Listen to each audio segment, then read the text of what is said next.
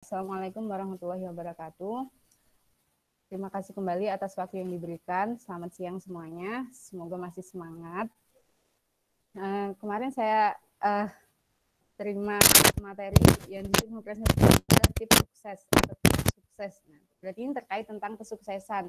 Nah, saya jadi ingat materi esai saya yang dulu saya kumpulkan ketika mendaftar LPDP. Jadi di LPDP itu ada beberapa esai yang harus ditulis. Nah, salah satunya itu esai terkait dengan sukses. Dulu judulnya adalah kesuksesan terbesar dalam hidupku. Nah, mungkin ini juga bisa jadi gambaran buat teman-teman bagaimana sih esai yang harus dikumpul di LPDP. Jadi materi ini saya ambilkan dari esai yang saya kirim ke LPDP. Nah, pertama kita harus mendefinisikan dulu sukses menurut kita masing-masing. Nah, kalau saya ambil dulu dari KBBI, sukses itu memiliki padanan dengan kata berhasil dan beruntung, di mana berhasil itu adalah sesuatu yang diadakan oleh sebuah usaha. Nah, sedangkan beruntung adalah suatu keadaan yang sudah digariskan oleh Tuhan atau hampir sama dengan takdir. Nah, jadi di sini kalau diambil garis besarnya, sukses itu mencakup dua indikator, yaitu usaha dan takdir. Nah, sehingga dari situ saya menarik makna sukses menurut saya itu perpaduan usaha maksimal manusia yang akhirnya berjumpa dengan kehendak Tuhan. Jadi kalau misalnya setiap kita akan memulai sesuatu, baik itu mendaftar beasiswa ataupun hal yang lain, atau setiap kita akan memulai usaha, pasti kita akan dihadapkan dengan banyak ketidakmungkinan. Saya tidak mungkin bisa ini, saya tidak mungkin bisa itu. Nah, kemudian dari pikiran itu saya tarik lagi lebih dalam makna sukses menurut saya. Jadi sukses menurut saya adalah upaya memaksimalkan seluruh usaha manusia untuk menerobos sekat-sekat yang lazim dianggap tidak mungkin. Nah, kemudian pasti banyak cuitan juga dari sekitar terkait hasilnya. Kamu tuh kalau takdirnya nggak bisa dapat beasiswa ya nggak bisa. Kalau ditakdirkan tidak bisa belajar fisika ya nggak bisa aja. Kalau ditakdirkan tidak kaya ya tidak kaya aja. Nah, memang hasil itu merupakan otoritas Tuhan, tapi saya selalu yakin dan saya selalu menanamkan keyakinan ini bahwa hasil itu tidak akan mengkhianati usaha. Jadi kalau misalnya saya ditanya kiat sukses, pasti saya jawabnya cuma satu, yaitu usaha. Nah, sekarang kalau lebih spesifiknya nih, kalau misalnya sukses mendapat beasiswa. Jadi pertama kita harus klasifikasikan dulu kira-kira hambatan apa yang akan menghalangi kesuksesan dalam mendapat beasiswa. Nah, ini saya ambil dari pengalaman saya, dan secara umum memang biasanya beasiswa itu yang pertama jadi hambatan adalah di tes potensi akademiknya, ini sebagai tes awal. Tapi biasanya banyak gagal yang di tahap awal ini. Tes potensi akademik atau kadang disebut tes IQ, tes kecerdasan, tes kemampuan berpikir, dan lain-lain. Nah, mungkin banyak teman-teman yang bilang, kalau mau tes TPA nggak perlu belajar, itu hanya mengukur kemampuan yang udah ada di diri kita. Nah, kalau teman-teman masih berpikir seperti itu, berarti teman-teman masih memasukkan satu indikator sukses, yaitu takdir tadi. Padahal sebenarnya ini bisa dipelajari. Jadi kalau setiap saya akan tes potensi akademik, saya selalu berlatih, dan itu berulang kali, bukan cuma pada malam sebelum saya tes potensi akademik, saya biasanya berlatih sampai seminggu ataupun 2 minggu sebelumnya. Meskipun sebelum-sebelumnya saya sudah biasa atau sudah sering melakukan tes potensi akademik. Nah, sebenarnya untuk hal yang simpel saja nih, misalnya untuk meneruskan baris angka-angka, pasti teman-teman fisika di sini pada bisa semua, itu gampang sekali. Dan pasti bisa mengerjakan semuanya. Nah, tapi dalam tes TPA itu yang diperlukan adalah bukan kita bisa menjawab dengan tepat, tapi kita harus cepat dan tepat. Jadi di sini kita butuh latihan berulang kali untuk apa? Untuk memaksimalkan atau untuk memangkas waktu berpikir kita. Kalau sudah terbiasa, nanti kita akan lebih cepat dalam mengerjakannya. Jadi setiap saya akan tes potensi akademik, saya selalu belajar. Bahkan itu untuk menghafalkan antonim, sinonim, dan seluruhnya itu saya pelajari terlebih dahulu. Kemudian selanjutnya, yang saya sering dengar dari teman-teman yang curhat yang mau daftar LPDP itu adalah terkait kemampuan bahasa asing atau TOEFL ataupun IELTS. Banyak yang bilang ini menjadi kendala yang cukup banyak saya dengar. Banyak bilang susah sekali mendapat TOEFL di atas nilai 500 karena memang syaratnya LPDP untuk dalam negeri 500 ya. Nah, kalau misalnya teman-teman merasa kemampuannya memang kurang, tips yang pertama adalah les. Saya dulu juga les, saya les di Pare itu 2 bulan. Karena saya dulu juga sempat berpikir, karena kemampuan saya memang bahasa Inggrisnya masih sangat-sangat di bawah rata-rata, bahkan dulu untuk penggunaan grammar is MR saja saya masih belepotan, jadi saya merasa kurang. Kalau misalnya teman-teman masih merasa kurang, les. Jadi bisa les di mana aja. Waktunya juga tergantung kemampuan teman-teman. Nah, setelah les di Pare itu mungkin untuk grammar dan readingnya sudah terbiasa, 2 bulan itu sudah bisa mendapat nilai di atas 500, tapi untuk listening itu biasanya belum bisa, karena listening itu butuh pembiasaan. Nah, saya sepulang dari Pare itu hampir setiap hari, dalam kurun waktu 1 bulan, setiap hari saya mendengarkan listening.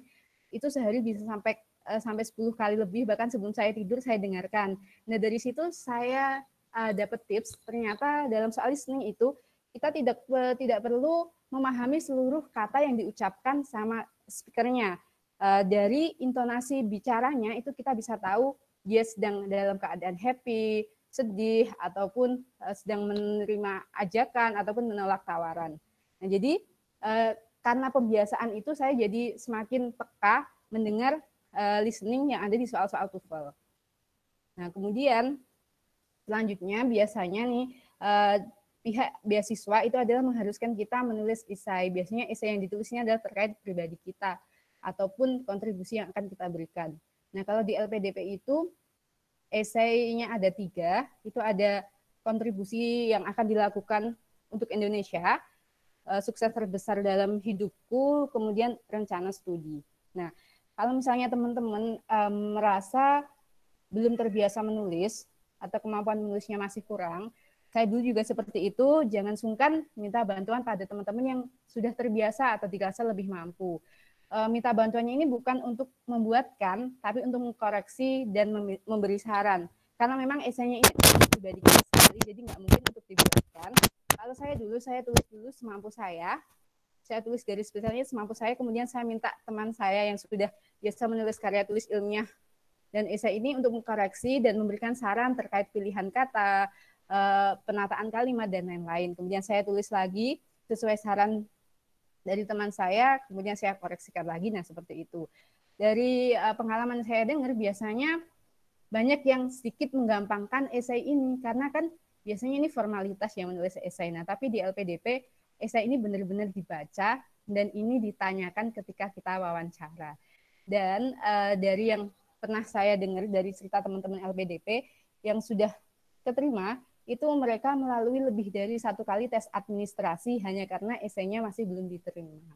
Nah, itu sayang sekali karena LPDP sekarang hanya setahun 2 kali. Kalau misalnya teman-teman gagal 1 kali administrasi harus menunggu setengah tahun lagi.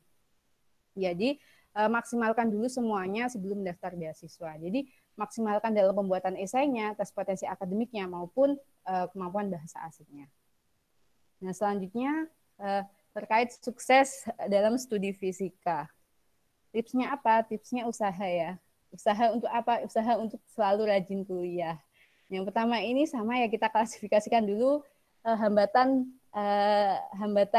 untuk sukses studi fisika. Ini dari pengalaman saya juga. Hambatan yang pertama adalah terkait teori dasar. Mungkin dari teman-teman yang dari luar UGM, teori dasarnya memang masih sedikit kurang jika dibandingkan teman-teman yang dari alumni UGM. Nah, tipsnya apa? Supaya bisa mengikuti perkuliahan dengan baik. Jadi di UGM itu ada mata kuliah tutorial. Nah, mata kuliah tutorial ini nilainya 0 SKS. Jadi nanti nggak ada nilainya, tapi mata kuliahnya memang ada dan yang mengajar itu adalah dosen. Jadi kalau teman-teman merasa kemampuan dasarnya atau teori dasarnya itu masih kurang, bisa ikut semua mata kuliah tutorial. Biasanya yang ada tutorialnya itu mata kuliah wajib, seperti elektrodinamika, mekanika klasik, mekanika kuantum. Nah, kalau misalnya, karena ini yang mengajar tutorial itu adalah langsung dosen, kadang bahasanya agak susah difahami. Selain itu, teman-teman bisa diskusi dengan teman-teman yang dari UGM. Biasanya bahasa mereka lebih mudah diterima karena sesama teman. Itu. Nah, kemudian terkait fokus peminatan. Nah, fokus peminatan ini harus kita tentukan di awal karena emang dari semester 1 kita harus memilih mata kuliah pilihan langsung. Kalau misalnya teman-teman masih bingung, minta saran ke dosen pembimbing akademiknya. Jadi kita pasti meskipun S2 diberikan satu dosen pembimbing akademik. Nah, dari awal semester 1 kita harus sudah menentukan kita akan fokus kemana. Karena mata kuliah yang kita ambil di semester 1 itu menentukan selanjutnya juga. Karena mata kuliah wajibnya itu hanya sekitar 3 mata kuliah, selainnya itu adalah mata kuliah pilihan. Jadi itu memang harus kita tentukan dari awal, kita mau fokus ke teori, material ataupun geofisika. Gitu. Nah, pastikan juga selain minta saran ke dosen pembimbing, sarannya juga harus sesuai dengan minat. Soalnya kalau misalnya tidak sesuai dengan minat, pasti belajarnya menjadi tidak asyik. Nah, selanjutnya terkait tesis. Nah, tesis ini kalau tipsnya supaya sukses mengerjakan tesis dan bisa lulus tepat waktu 4 semester, itu adalah harus banyak belajar mandiri. Karena biasanya materi tesis itu belum dipelajari seluruhnya, atau bahkan ada materi tesis yang belum sama sekali dipelajari ketika kuliah. Jadi memang harus banyak belajar mandiri dan kemudian bimbingan semaksimal mungkin. Karena dosen UGM itu sangat welcome banget ketika anak didiknya minta bimbingan, terutama dosen teori ya. Nah, pada saat saya mengerjakan tesis ini, posisinya saya sedang hamil tua, dan di akhir tesis juga saya sudah melahirkan, tapi Pak Mirza ini saat itu hampir setiap hari mengajak bimbingan. Nah, hanya cuti ketika saya melahirkan dan merawat bayi itu sampai umur 9 lebih. Nah, ketika udah 9 lebih, hampir 2 bulan itu saya sudah kembali ke kampus, dan saya harus membawa anak saya karena memang tidak mau sufor. Tapi Pak Mirza membolehkan, mengizinkan seperti itu. Yang penting bimbingannya bisa maksimal. Dan alhamdulillah pada saat itu tesis saya bisa selesai benar-benar 4 semester, hanya saja terkendala pada saat yudisium. Jadi saya terhitungnya adalah lulus di semester 5-nya. Padahal saya ujian di semester 4. Nah, seperti itu. Jadi mumpung di UGM, mungkin kita memang harus bimbingan semaksimal mungkin untuk sharing ilmu sama dosen pembimbing kita. Nah, yang terakhir sebagai penutup, jadi supaya sukses apa? Usaha saja dulu, jangan memikirkan hasil karena hasil itu urusan Tuhan. Tapi selalu yakin bahwa hasil tidak akan mengkhianati usaha. Terima kasih. Wassalamualaikum warahmatullahi wabarakatuh. Waalaikumsalam warahmatullahi wabarakatuh. Ya, penyampaian materi yang sangat bagus ya. Langsung buka saja sesi tanya jawab. Nah, untuk sesi tanya jawab ini nanti termin pertama akan dibuka 3 penanya. Jadi bagi para peserta yang ingin menyampaikan pertanyaan, silakan kita buka untuk 3 penanya. Silakan boleh menggunakan open mic. Belum ada. Oke, langsung ke pertanyaan dari Mbak Zuhairini Rizkyah. Nah, Mbak Zuhairini Rizkyah bertanya,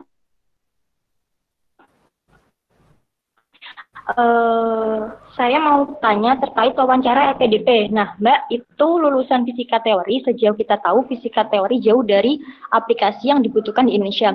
Mbak sendiri gimana sih cara meyakinkan pewawancara mengenai riset plan yang kita buat dalam fisika teori? Mbak dulu wawancara riset plan-nya sama nggak sama tesis yang dikerjakan? Nah, untuk pertanyaan pertama, kepada Ibu Novi, dipersilakan untuk menjawab.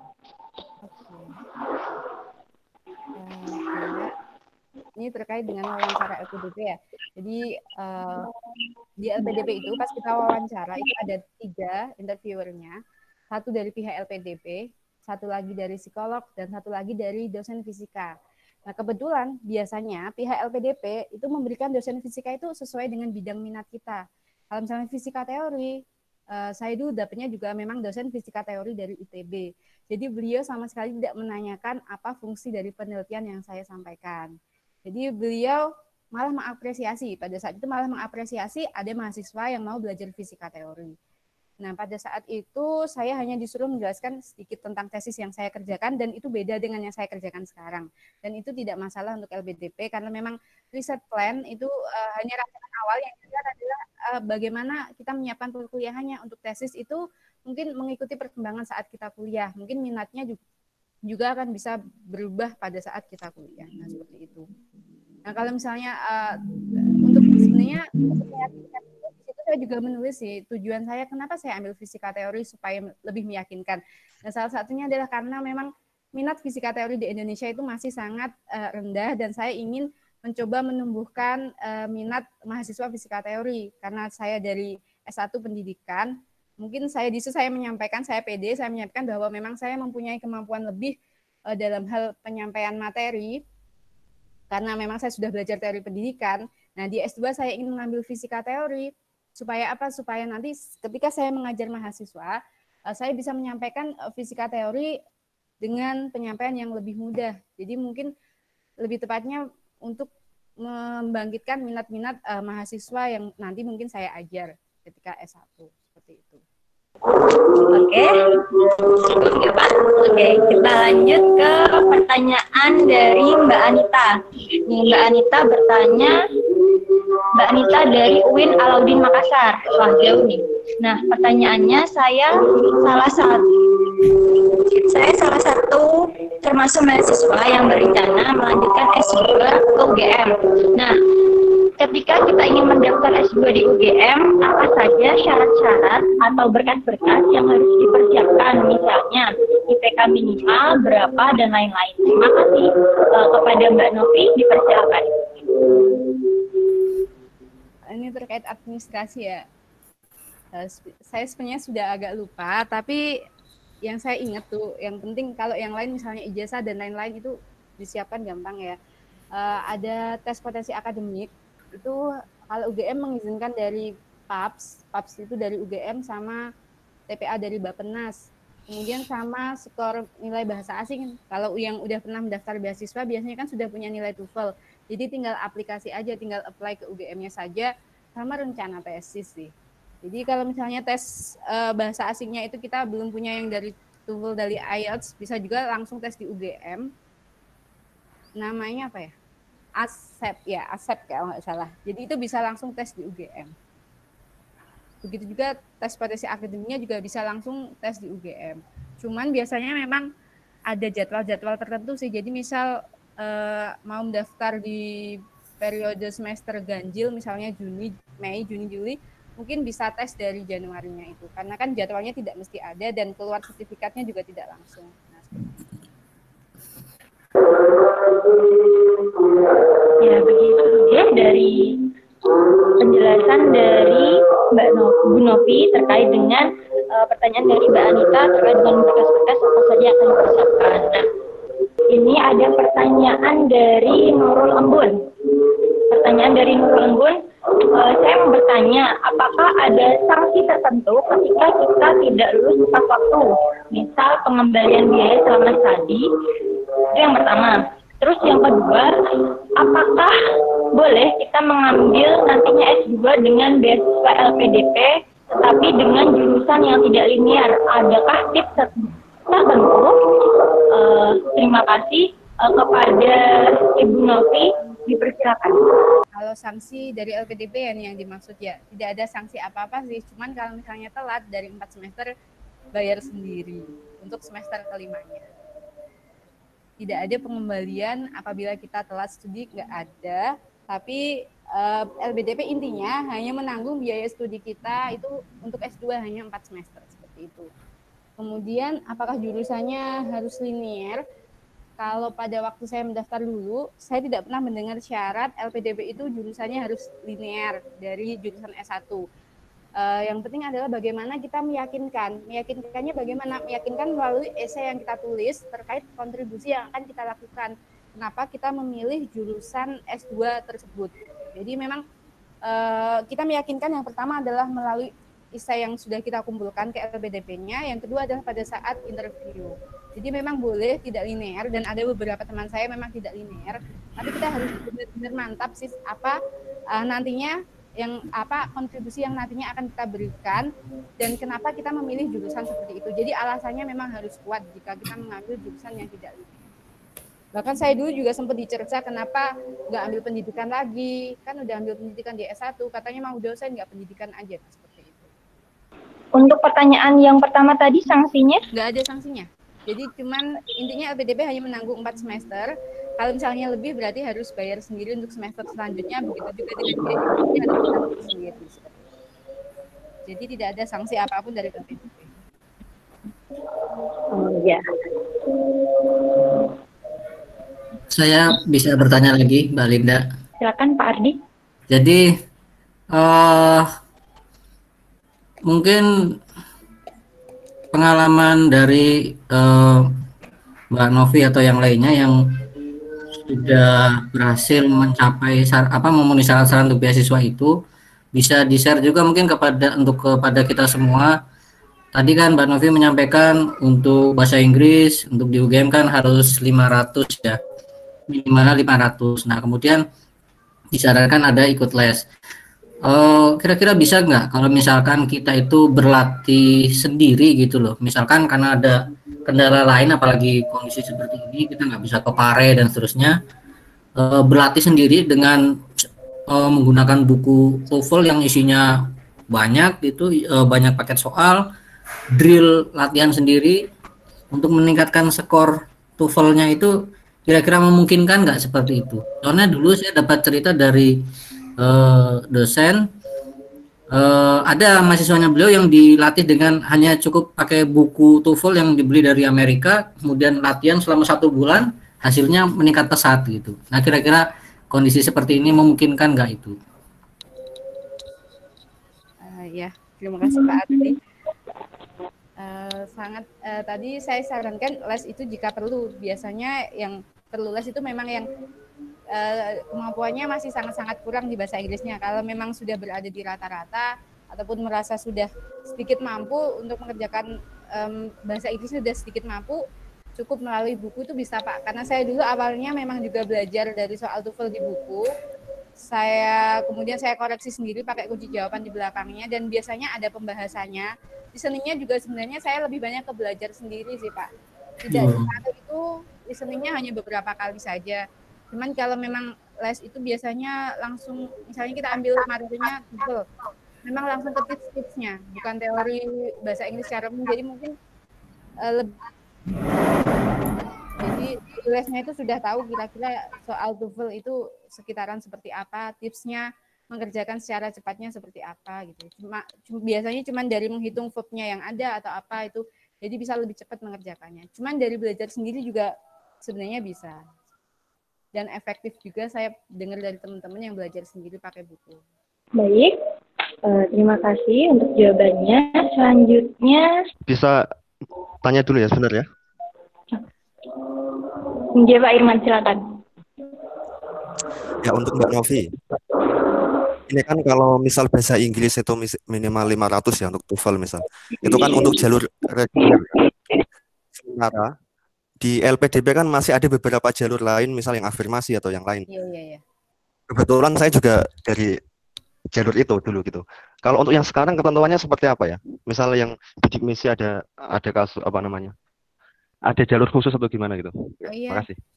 Terakhir zaman saya dulu juga namanya afirmasi. Biasanya kalau afirmasi memang tidak disyaratkan nilai TOEFL karena biasanya teman-teman yang afirmasi kan dikasih pelatihan bahasa Inggris sebelum masuk S2 ya, Mas. Nah, memang untuk yang beasiswa selain dari afirmasi itu biasanya afirmasi kan ada yang dari bidik misi sama dari daerah 3T. Nah, biasanya teman-teman dari daerah 3T juga meskipun dia tidak di bidik misi, biasanya juga melalui jalur afirmasi. Jadi tidak perlu mengumpulkan nilai TOEFL-nya atau tidak perlu memenuhi standar minimal nilai TOEFL yang ada di LPDP. Tapi untuk TOEFL-nya ada minimalnya enggak? Gimana, Mas? Berapa?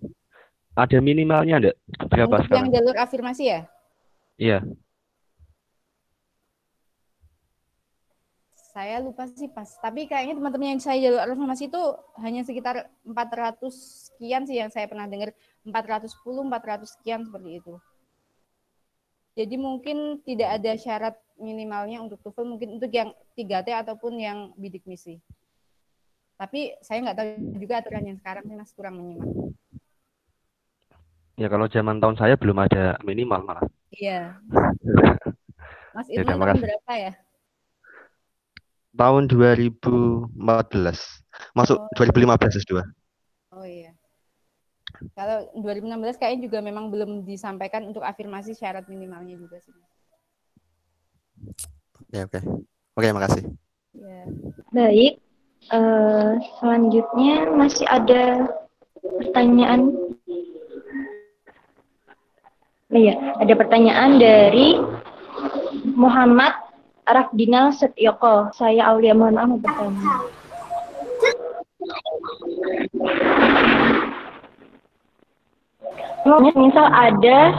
Misal TP dengan skor tersebut, boleh nggak untuk langsung apply LPDP dengan sertifikat tersebut atau harus ikut les lagi dengan lembaga yang dipakai? Terima kasih. Kepada Mbak Novi, dipersilakan. Kalau TOEFL-nya sudah ITP, itu berarti sudah nasional ya, itu bisa langsung apply ke LPDP, asal TOEFL-nya masih belum kadaluarsa. Biasanya TOEFL ITP kan kadaluarsanya kalau tidak salah itu 1 tahun atau 2 tahun. Nah, kalau misalnya belum lewat masa kadaluarsanya, ya boleh saja untuk apply LPDP-nya. Karena udah ITP, TOEFL dari kampus S1 ataupun dari mana. Kalau sudah ITP itu artinya sudah bisa digunakan untuk apply LPDP.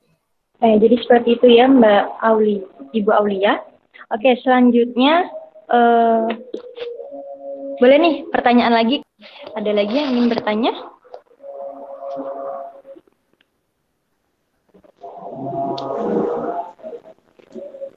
Oke, kalau belum saya ingin bertanya sama Mbak Novi sebentar, boleh? Gini Bu, saya mau bertanya terkait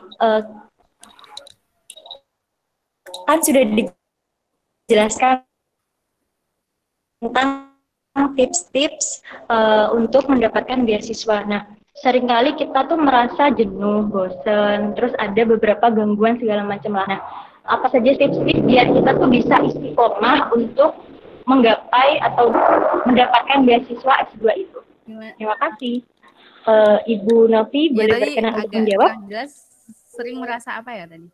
Kayak misalkan kan kayak bosen, terus kayak jenuh gitu Bu. Jenuh, belajar fisika atau jenuh? Patah semangat. Patah semangat ya, galau gitu mungkin ya. Ya misal seperti itu kan, ketika kita ingin mendapatkan sesuatu kan pasti ada beberapa cobaan. Nah, tips buat kita itu istiqomah buat semangat meraih S2 itu bagaimana? Jadi ini terkait motivasi diri.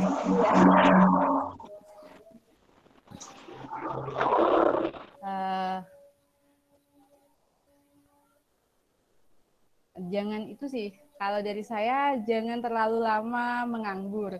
Jadi misalnya selesai wisuda S1, kalau misal ada keinginan atau sudah ada niatan untuk mendaftar beasiswa atau mencari beasiswa, segera cari info-info beasiswa, siapkan persyaratannya, dan itu soalnya dalam persiapan mendaftar LPDP itu bukan LPDP aja ya, semua beasiswa itu pasti butuh persiapan yang cukup lama, dari mulai persiapan menyiapkan bahasa Inggrisnya, esainya, dan lain-lain. Jadi jangan terlalu lama menganggur supaya tidak kehilangan arah atau tidak patah semangat.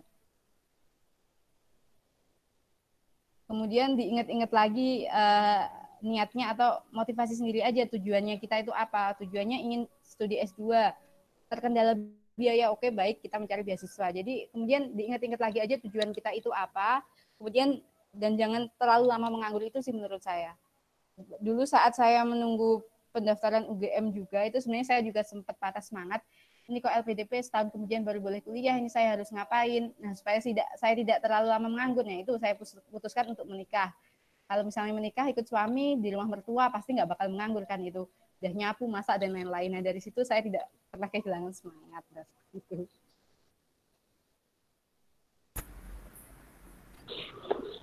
Oke, terima kasih. Oke, kita sudah di penghujung acara, yaitu di acara penutup. Sebelumnya saya akan menyampaikan garis besar. Jadi tadi yang sudah disampaikan bahwa hari ini kita sudah membahas terkait dengan kiat-kiat sukses untuk mendapatkan beasiswa dan sukses dalam studi, terutama studi fisika. Nah, dari yang tadi telah kita lakukan, ngobrol santainya, ada satu quote dari Mbak Novi yang bisa kita buat semangat bahwa hasil tidak akan pernah mengkhianati usaha. Nah, cukup sekian dari saya. Terima kasih kepada narasumber yang sudah menyampaikan materi yang sangat bermanfaat bagi kita semua, kepada Bapak Ibu dosen dan peserta yang sudah ikut dalam ngobrol santai pada siang hingga sore hari ini. Nah, dari saya apabila ada kekurangan, hilaf kata, perbuatan, saya mohon maaf yang sebesar-besarnya. Terima kasih banyak. Cukup dari saya. Wassalamualaikum warahmatullahi wabarakatuh.